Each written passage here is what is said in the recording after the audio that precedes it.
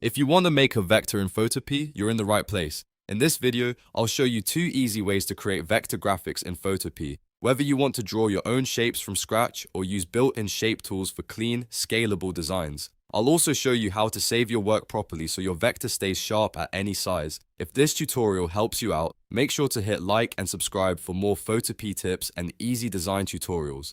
Let's jump in. First, let's look at the manual method using the pen tool. This is the best option when you want full control over the shape you create. To get started, open Photopea and either create a new document or open the project you want to work on. Once you're inside the editor, go to the left toolbar and choose the pen tool, which you can also select by pressing P on your keyboard.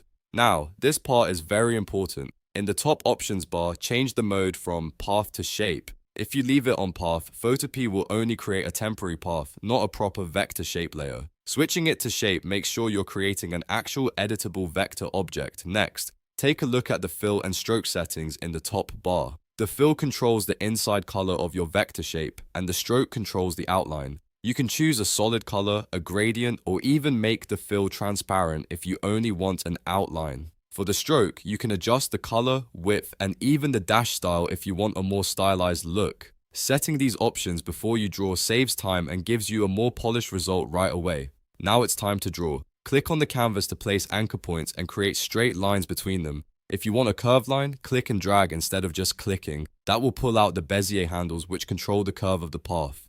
This is one of the most important parts of vector design because the handles let you fine-tune the exact shape you want. Take your time here, and don't worry if it's not perfect on the first try. You can always adjust it as you go.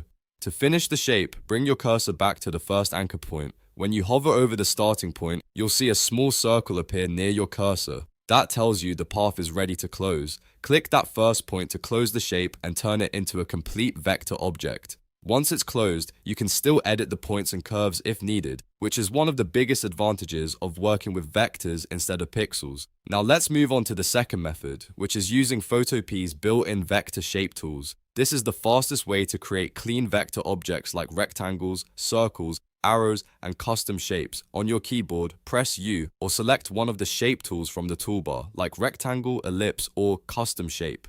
Just like before, make sure the mode in the top options bar is set to shape. If it's set to something else, you won't be creating a vector layer. From there, click and drag on the canvas to draw your shape. If you want a perfect square or a perfect circle, hold Shift while dragging. That locks the proportions so your shape stays evenly balanced. This is especially useful when you need clean geometry for icons, logos, UI elements, or design mockups. Once the shape is on the canvas, you can move it around and resize it without losing quality.